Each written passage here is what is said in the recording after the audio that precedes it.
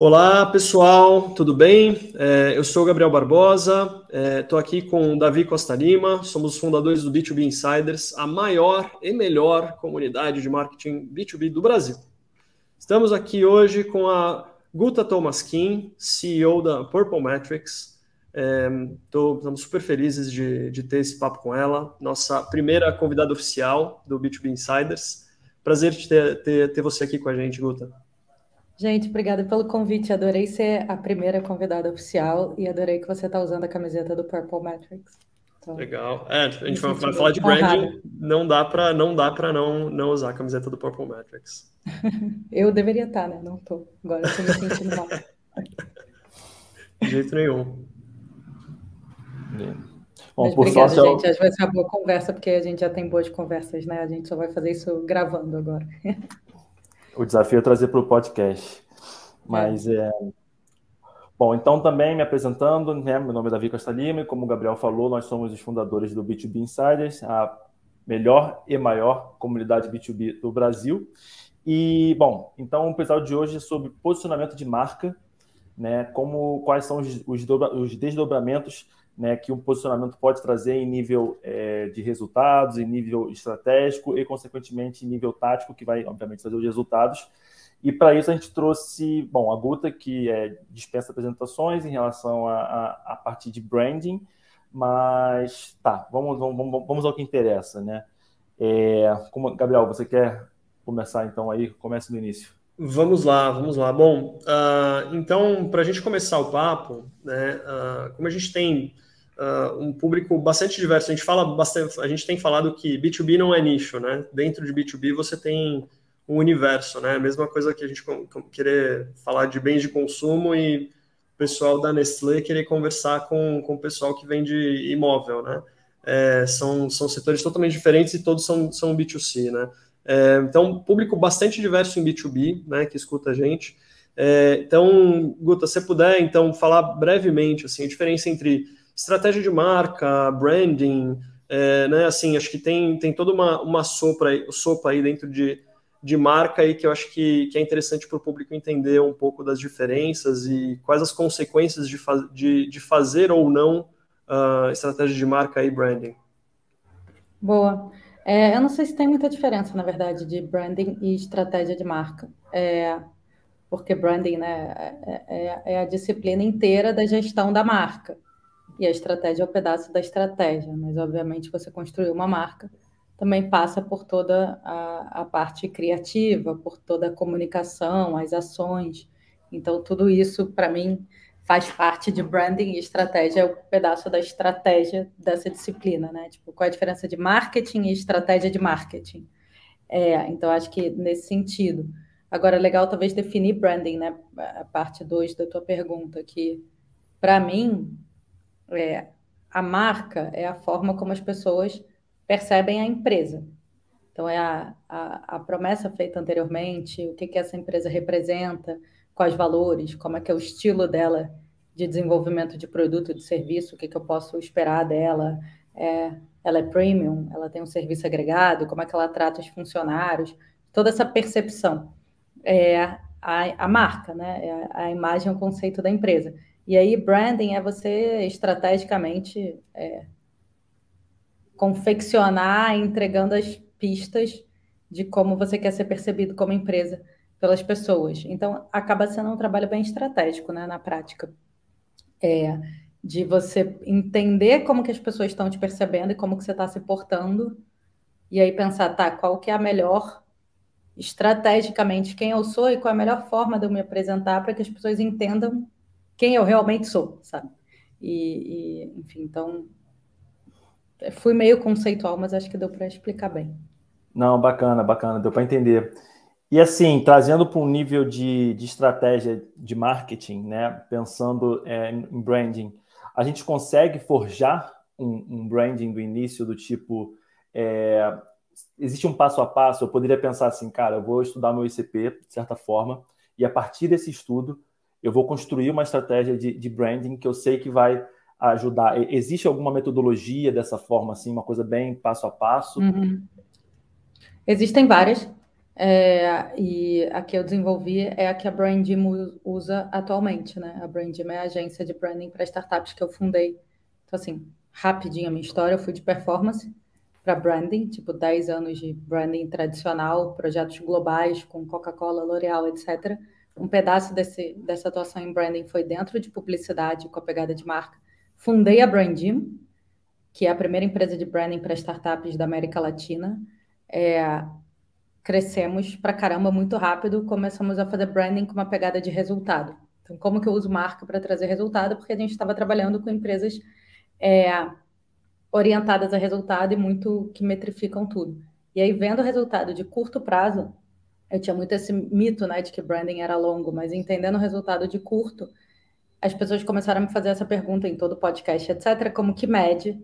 E eu comecei a entender que isso é uma dor muito latente, porque como o fundo de funil está muito pressionado e muito saturado, a gente precisa que as pessoas cheguem prontas no fundo do funil. Então, que os leads cheguem no momento da venda, no ciclo de venda, já entendendo o que aquela empresa significa, o que ela representa, já predispostos a comprar.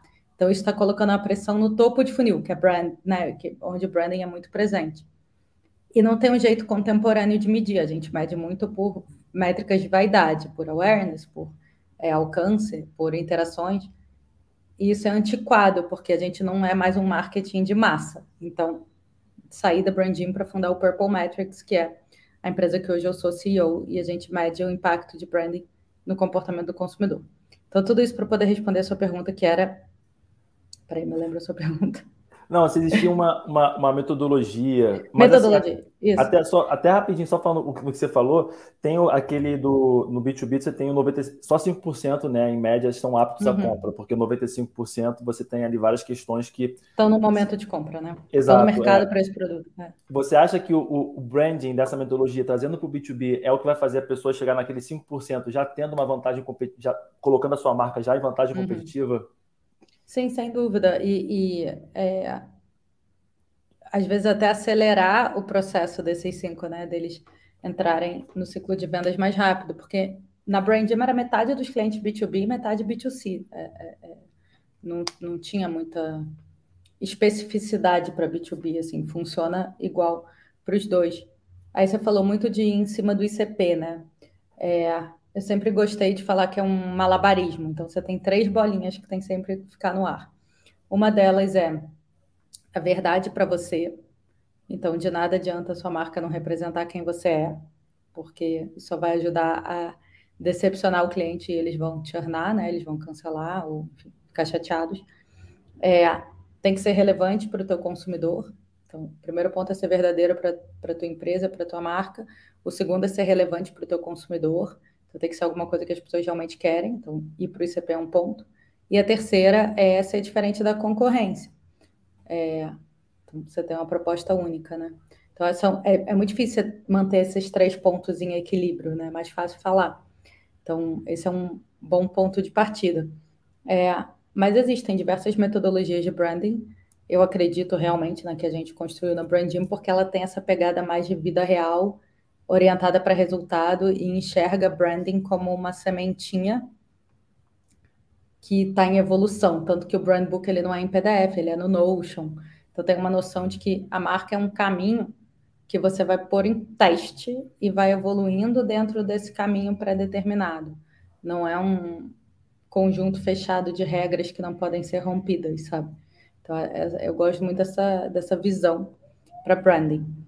Mas, cara, cada pessoa de branding que você perguntar vai ter uma metodologia que pegou um pedaço daqui e dali que misturou, sabe? Sim, legal. Eu gostei muito dessa tríade que você falou, né? Eu tinha escutado de uma outra forma, de uma pessoa uma vez, falando você precisa, por um lado, pertencer à categoria, mas você precisa se destacar dentro dessa categoria ao mesmo tempo, né? Então, como você faz para as pessoas te verem que você faz parte de determinado segmento, mas que ao mesmo tempo você não é igual a todo mundo, né? Então, você tem que ser meio igual, mas tem que ser diferente. Então, é um balanço que não é óbvio mesmo, né?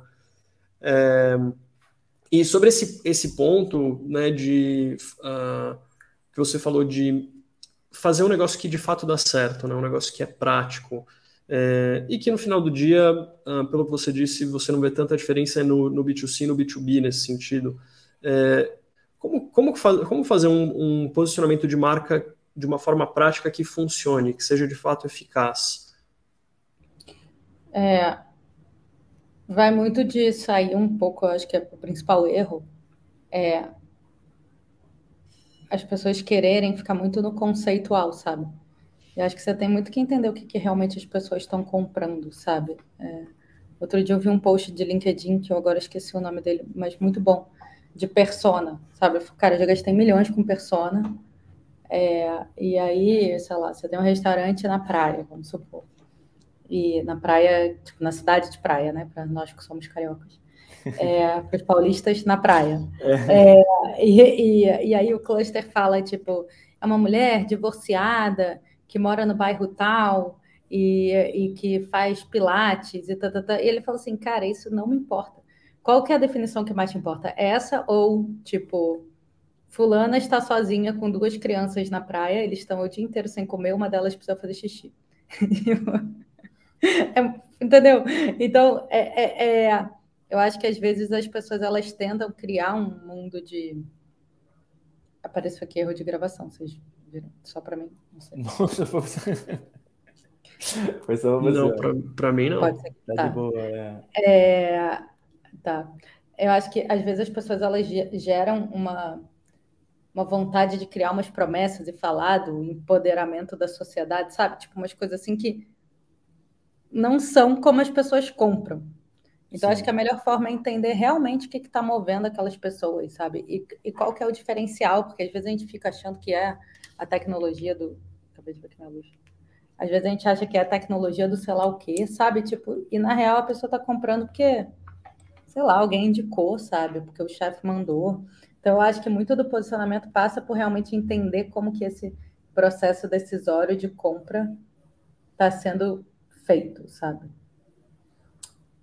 entender a dor real, né, que a pessoa tem, não necessariamente assim, hábitos ou coisas que não fazem muito sentido, né, naquele contexto.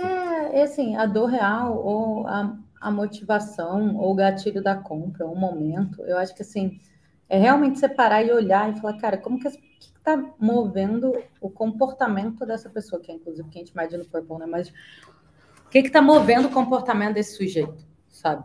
Porque, em geral, não é o que você acha que é, porque os founders, ou falar, né, os líderes, eles tendem a achar que o cliente, um, conhece muito do mercado, e 2, valoriza o que dá mais trabalho. Uhum. Então, às vezes, você fica muito tempo para construir uma feature, tem uma coisa que ela é muito difícil de ser feita. E a pessoa só achou fácil de usar, achou mais fácil no Google, sabe? Tipo, os motivos são sempre mais idiotas do que o que a gente fantasia na nossa cabeça de marqueteiro. Então, acho que esse olhar de verdade, assim, sabe? Sem muitas preconcepções, ele ajuda muito, que os bons estrategistas têm, linkando com a estratégia. Legal, legal. E até que você comentou, né, que o brand book ele é vivo, né? Então, eu acho, você concorda com a ideia de que o posicionamento ele pode ir mudando ou evoluindo mediante o cenário da empresa no mercado? Então, assim, trazendo para um campo mais estratégico, até mais tático, né? Você poderia moldar um posicionamento momentaneamente quando você está visando aquele cluster de mercado, né? Aquele pedaço. Posicionamento para mim não é fixo, tá? Tipo assim, cada vez que uma dessas bolinhas cai, você precisa se reposicionar. Então, se o seu cliente mudou, tipo, por exemplo, um evento de consumidor mudando em massa foi o Covid, né?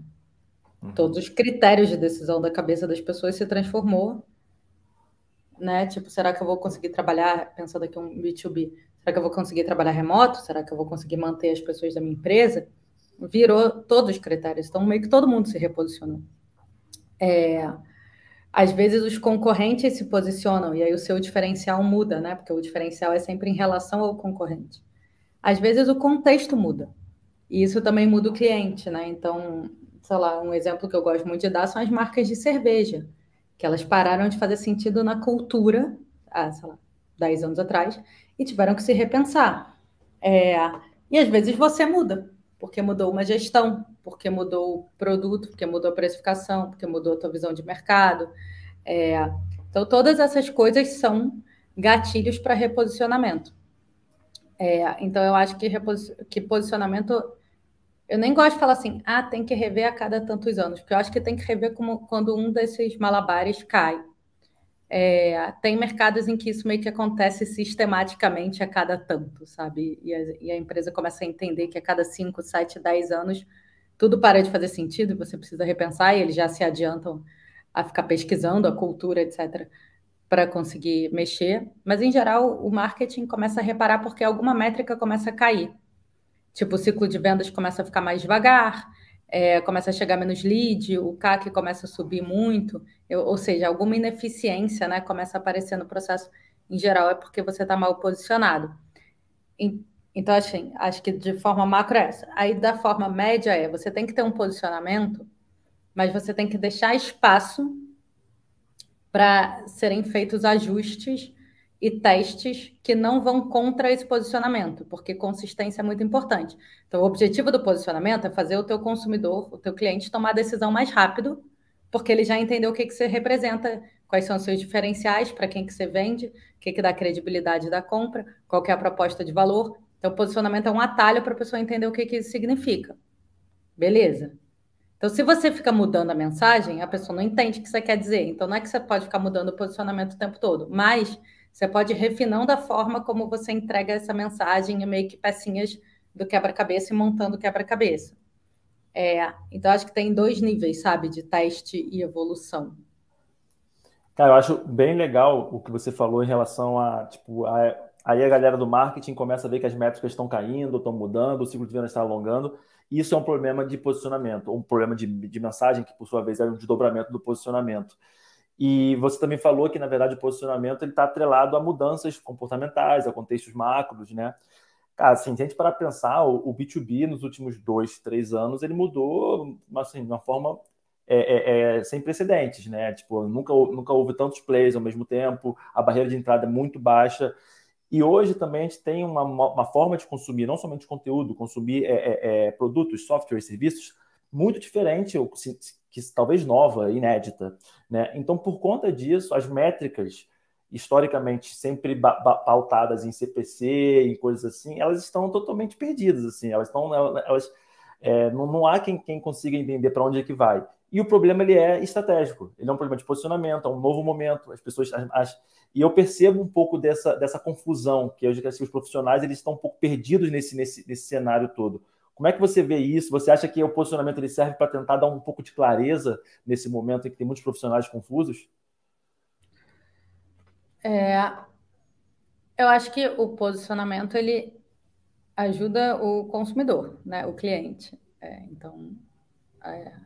Só que é óbvio que se você sabe, porque o marketing, quando não sabe o que está fazendo, é pior gasto de dinheiro, o ralo, né? Porque se não tem esse alinhamento entre qual é a mensagem que a gente está construindo, talvez eu seja a pessoa mais engraçadinha, eu vou puxar para esse lado, talvez você seja mais técnico, vai puxar para um lado mais técnico, e aí o Gabriel é um cara mais emocional e vai querer fazer a campanha de Dia das Mães, sabe? E tipo, a gente vai perdendo a consistência.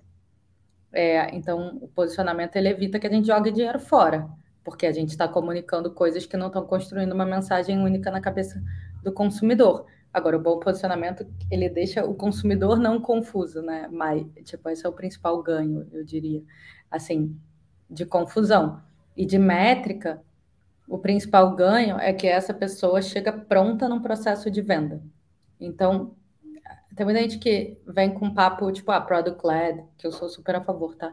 Mas o cliente não experimenta todos os softwares, sabe? Não faz trocentos trials, entendeu? Então, e às vezes tem um processo de vendas que alguém tem que ser sponsor daquilo ali. Então, você conseguir ter isso muito redondinho para essa pessoa defender você e querer aquele status que você traz e ficar seguro de que essa é uma boa decisão para a demanda técnica que ela precisa ir para a carreira dela, que vai ter o suporte que precisa na hora que precisa, que tem um diferencial ali dentro do produto que vai ser melhor para as necessidades dela, porque o perfil de empresa dela é esse.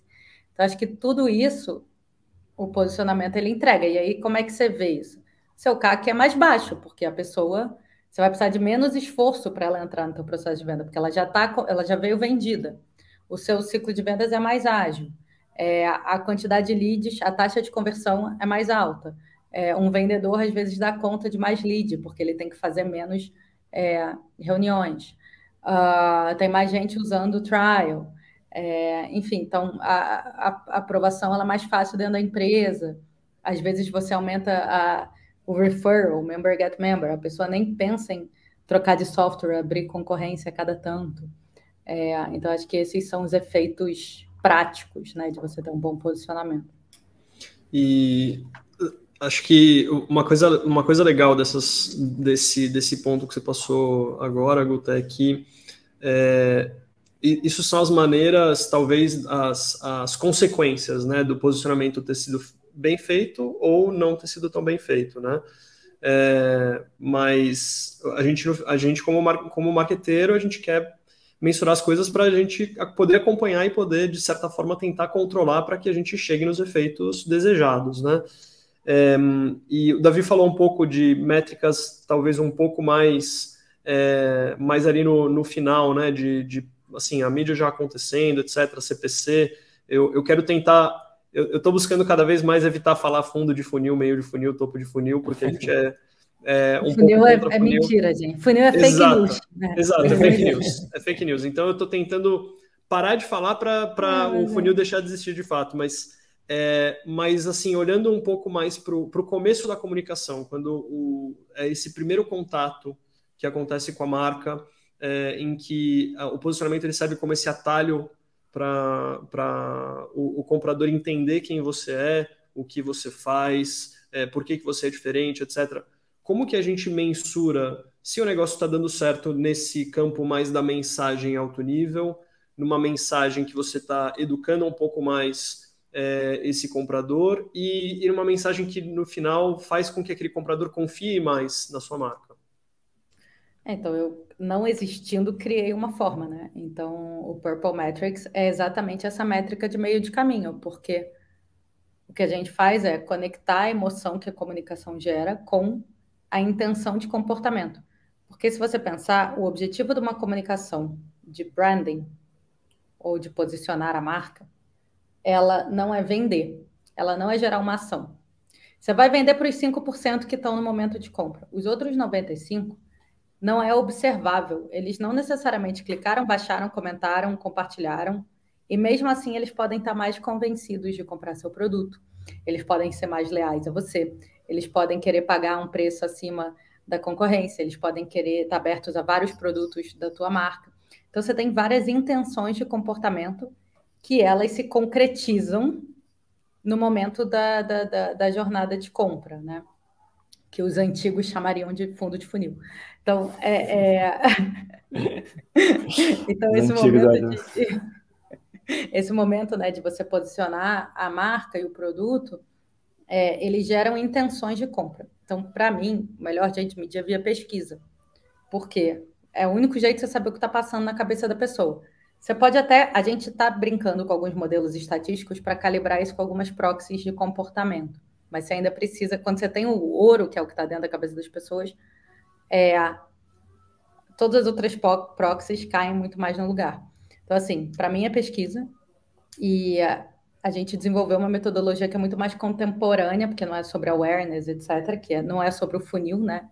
A gente não considera um funil, para medir. Então, respondendo essa pergunta, pesquisa em qual metodologia, assim, tem uma que eu acredito muito, que é a do Purple Metrics. E aí você tem proxies, né? Aí você pode ver lá o que a pessoa está comentando, falando, se inscrevendo na newsletter. Mas não necessariamente, tipo, tem um pouco falso negativo e falso positivo, porque às vezes ela se comporta, engaja, interage, mas não estaria disposta a comprar, e às vezes ela não faz nada disso, mas ela compra mesmo assim. Então, por isso que eu gosto da pesquisa. Legal. Assim, eu acredito muito nisso. A gente tem tido discussões acaloradas ali no nosso grupo do B2B Insiders, em que justamente a dor que a gente percebe tá, mas se eu parar de olhar para o funil, se eu parar de olhar para MQLs, quem baixou meu e-book, etc e tal, e que no final do dia a maior parte das pessoas que está fazendo isso, eles estão fora do momento de compra, o que sobra? Como que eu mensuro? Então, a mensuração é uma baita de uma dor, né? E quando você entra no campo de mensurar um comportamento de alguém que não vai tomar uma decisão, eu acho que é ainda uma dor não atendida, assim. Então, eu sou super, super fã da gente começar a fazer mais pesquisa e olhar um pouco para o comportamento que ainda não virou um comportamento de compra, para que, enfim, a gente possa mensurar sem se enganar, né? Eu acho que... É o que a gente faz aqui, né? Assim, então, é uma dor não atendida porque tem gente que não faz e não implementa, né? Mas na prática já tem jeito. Exato. Você acha que tem a ver com o momento da empresa, assim, né? Talvez uma empresa com mais um momento inicial, ela acaba naturalmente se preocupando mais com a performance, até por questões de faturamento mesmo. E aí depois, sim, até por um volume de dados gerados por uma empresa que já é um pouco mais robusta, esse tipo de mensuração começa a fazer mais sentido? Tá, eu acho que são duas perguntas, né? Se você tem que se preocupar mais com performance no início e se você consegue medir. Eu acho que se preocupar mais com performance vai da tua tese de marketing, que depende muito do teu mercado, de quanto que vai custar a performance, etc. O que a performance tem que é interessante? Ela tem um diminishing returns. Então, tipo, cada real que você investe a mais, você tem um retorno proporcionalmente menor do que o real anterior. Né? Ele satura, né? A curva satura. A curva estabiliza. O que isso quer dizer na prática? Que o momento que você começa a investir é o momento de maior retorno proporcional. Porque você está endereçando pessoas que antes você não estava falando. Então, o momento mais barato de investir em performance é no início. Então, isso faz com que você fique meio viciado, né? Porque a primeira vez que você experimenta é sempre a melhor. E aí você está sempre buscando aquele retorno de novo. É uma boa analogia essa. E aí branding é o contrário, é increasing returns. O que isso quer dizer? É tipo juros compostos. E tipo, isso é teoria científica, tá? Não sou eu falando. Então, cada vez que você investe em marca, o primeiro momento é o que você vai ter o menor resultado. E aí, conforme o tempo vai passando, o teu resultado... Deixa eu ver daqui para cá, porque é espelhado. O teu resultado vai ficando maior. Então, começar a investir em branding é um pouco... é meio tricky, porque você vai ter muito menos retorno do que você esperaria, e por isso que as pessoas têm a impressão que é longo prazo. Esse é, inclusive, o vídeo de amanhã do TikTok. Por isso que as pessoas têm a impressão que é longo prazo, porque como é juros compostos, no longo prazo você recebe muito mais retorno do que no curto. Por quê? Porque uma vez que eu recebo 2, 3 vezes voltando à consistência, 2, 3 vezes a mesma mensagem que eu já tinha visto antes, eu absorvo ela muito mais fácil, começa a ter credibilidade, começa a ser familiar para mim. Então, eu vou reagindo melhor a essa mensagem de marca.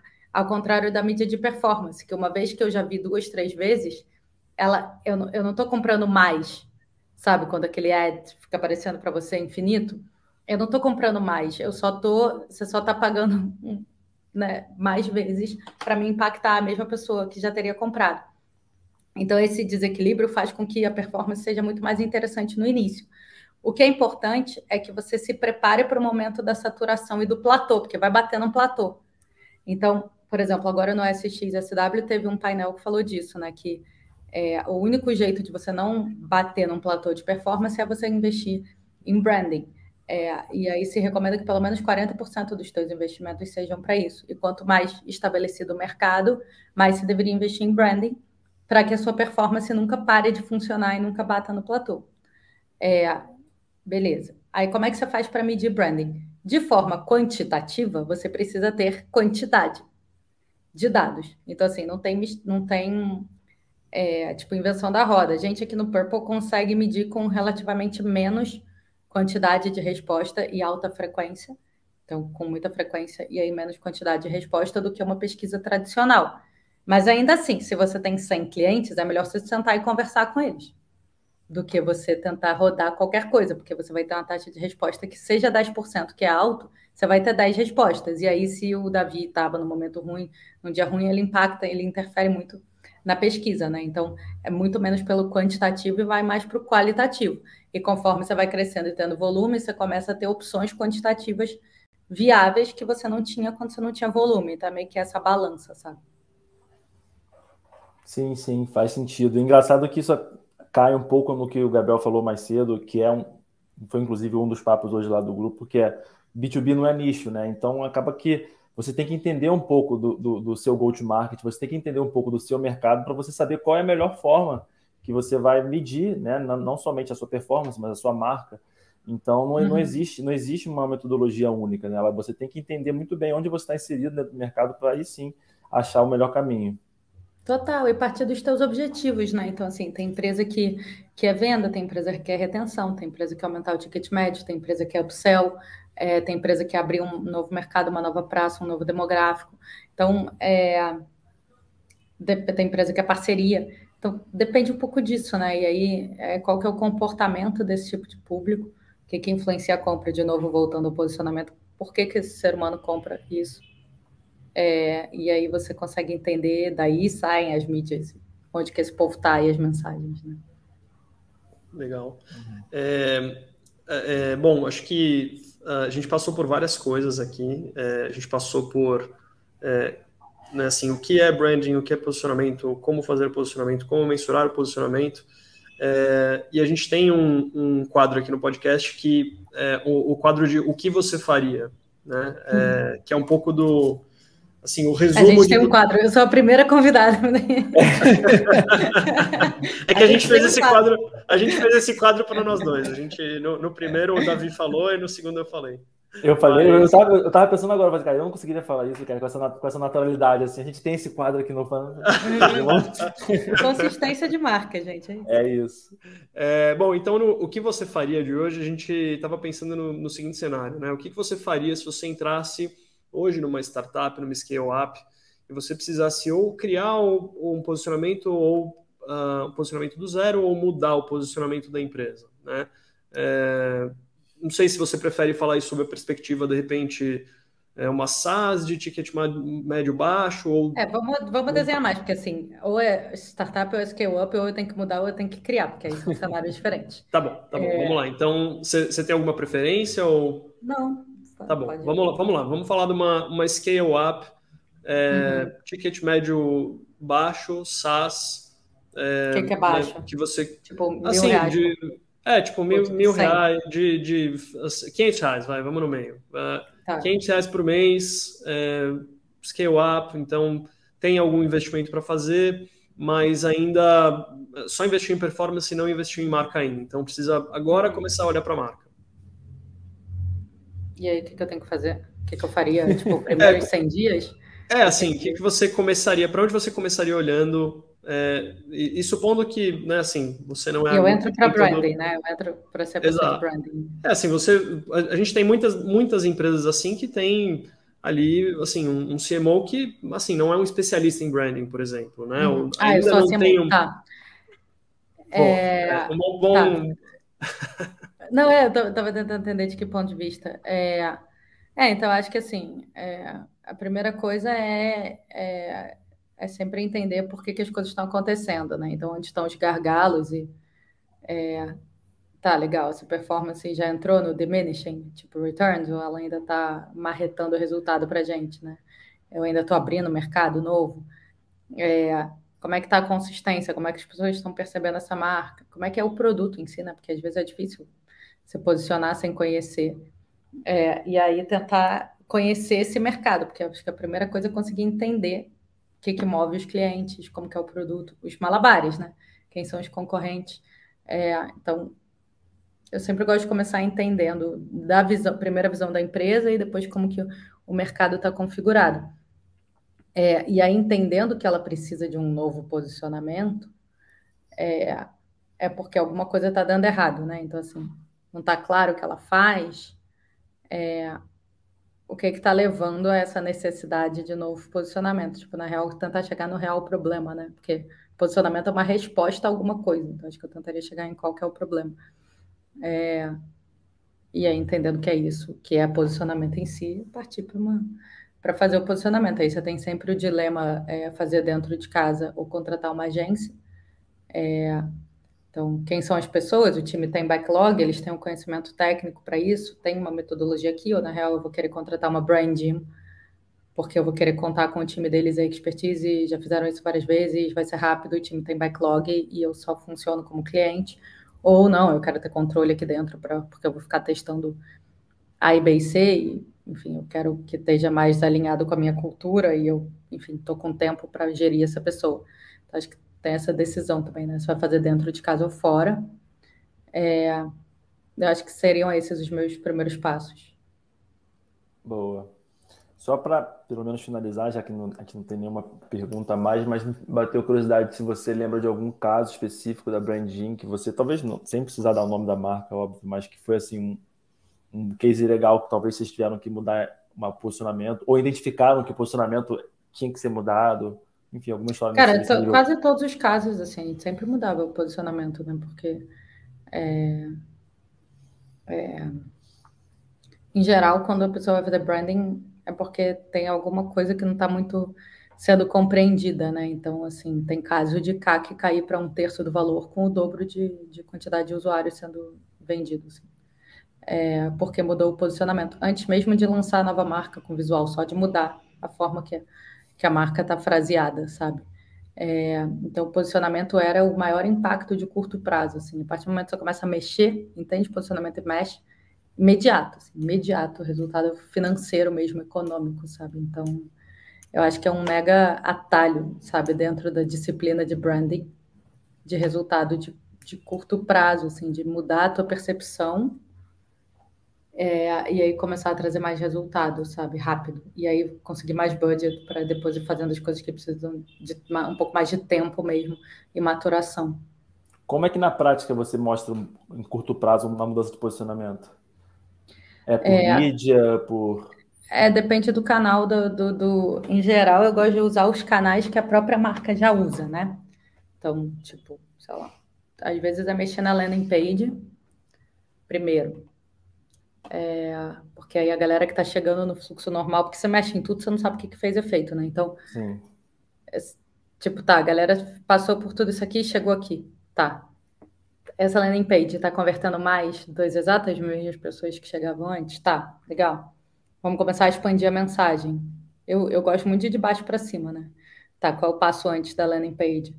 São esses ads aqui. Ou se não é ads, é podcast. Se não é podcast, é newsletter. Se não é newsletter, é pitch de vendas. Aí vai depender da empresa. Mas eu gosto muito de primeiro mudar o que já acontece hoje, porque aí você consegue entender a mudança no funil mesmo, nas métricas de conversão.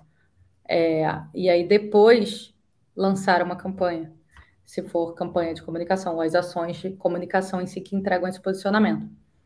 Mas, às vezes, é uma empresa um pouco grande, estruturada, que não pode se dar o luxo de mexer só na landing page, testar aqui e ali, porque, na real, o povo vai ficar meio perdido, né? Aí você já tem que lançar tudo de uma vez só.